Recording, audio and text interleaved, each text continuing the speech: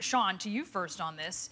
If Republicans, for instance, Kasich in this instance, if Republicans are successful in this line of attack, are you worried that Donald Trump will just turn around? He's hinted last week, a third-party run isn't out of the realm of question. Are you worried about that? I'm not. I think Mr. Trump's made it clear. We've had conversations with him. He understands the importance of staying a Republican. He signed the pledge. He understands that any break in the Republicans will help Hillary Clinton get elected, and that's something that he won't stand for. But I think getting to the video, look, it's no surprise we at the RNC really invoke Reagan's 11th commandment. We believe that our candidates should be focused on expressing their vision on why they want to be president of the United States and focusing their attacks on Hillary Clinton, the presumptive Democratic nominee. That's the only thing that keeps the Republicans together. Look, xenophobia is very popular right now in the Republican Party, and Donald Trump is the leader of the choir. And as long as he's able to get the kind of support that he's getting by raising his voice and demonizing people, Donald Trump is going to continue to lead within the Republican Party. You've had a lot of Republicans come out against what Donald Trump has said, and I think it's pretty irresponsible to paint the entire party as xenophobic. He's got 35% of the vote. That means 65% of the party is not with Donald Trump.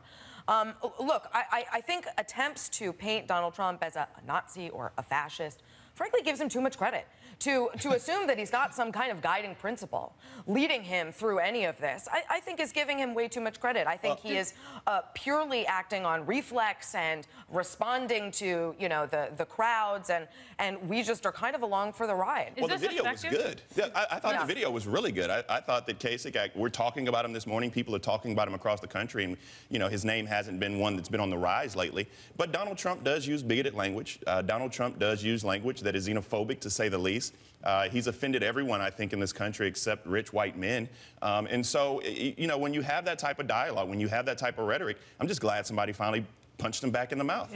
Are you worried, Sean, he's that offended rich white men, too? I was going to say, I think he actually has. But, Donna, you hear what Donna's saying. You hear what Hillary Clinton is saying. She's painting all Republicans with this Donald Trump brush. Right. Don't you worry about that? And you know why? Because, look, when you look at every battleground poll, every one of our candidates beats her head-to-head, not just nationwide, but in key battleground states. So we can talk about that, but the reality is that if I were a Democrat, if I were Donna or Bakari, what I would be concerned about is that they have put all of their eggs in one basket, and that basket is broken. Hillary Clinton's unfavorables are so off the chart, it's unbelievable. She has no trust. She flip-flops on every issue. They have a set of rules for themselves that they follow. That's true. And the fact of the matter is that Sean, with 100% name ID, people... The Republican brand is unfavorable. Don't worry Donald about the Republican brand. Look at the head-to-head. And right now, Hillary Clinton loses every day. I think Sean can't say with a straight face. Most Republicans can't say with a straight face that Donald Trump will beat Hillary Clinton in the head-to-head matchup. Donald Trump will beat Hillary Clinton. But we know that every one of those candidates will beat Hillary Clinton.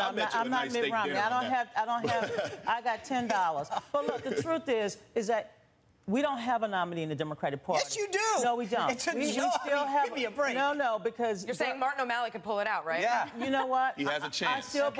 We're having a different kind of debate and discussion in the Democratic Party. Bernie Sanders. Going through the motions. Good. Because that's good. That improves democracy, that strengthens our debate within our party, and that gives us a very strong, viable candidate when our process is over. Let's talk about more vibrant. But I do believe that one of the three candidates will become the 45th president of the United States. Well, let's talk about some of the other candidates. It is Cruz, not Ben Carson, who is now Donald Trump's chief rival in Iowa. There's an important poll that came out this week, and it shows that Ted Cruz is really, look at him. There he is at 23%, really close to Donald Trump, splitting Donald Trump and Ben Carson, which is where we've seen those two men aligned there. Do you think that it's for Carson, and he's even said this, he thinks it's the terrorism issue that is making voters say, maybe not. Maybe he's not the guy. Maybe he doesn't have the experience. I think there's a lot of volatility right now that's going to exist both in New Hampshire and in Iowa, and you're going to see people go up and down. And that's historically always been the case. I think we're going to see more volatility between now and when Iowa goes to their caucuses February 2nd and New Hampshire goes to their primary February 9th. There's going to be more volatility. That shouldn't surprise anyone. That's always been the case. Fully expect it to be the case this cycle. What do you think about the terrorism issue and how this is affecting the polls? It seems like it's really shaking it up.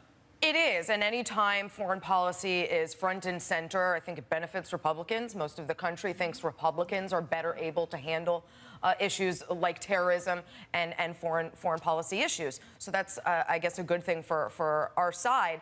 But for folks like Ben Carson, who have zero experience with any of this, and I'm sorry, he can take as many field trips abroad as he wants, he's not going to get the requisite experience that he needs. This is clearly turning some voters who previously liked him off and onto someone like Ted Cruz. With Ted Cruz's rise, Yes. I mean, I've heard Democrats Yes. in the Clinton campaign, they're worried about Marco Rubio. They're not as worried about Ted Cruz. Would you like to see Ted Cruz? You know, surge I ahead? haven't talked to the Clinton campaign about who they're afraid of. But I I tell have. you what, you know what, Ted Cruz is that little slow candidate that is building strong right. support and strength. He has the support of the evangelicals, and you know what? He's the guy who's organizing in the Deep South right now. So Ted Cruz is clearly on to something.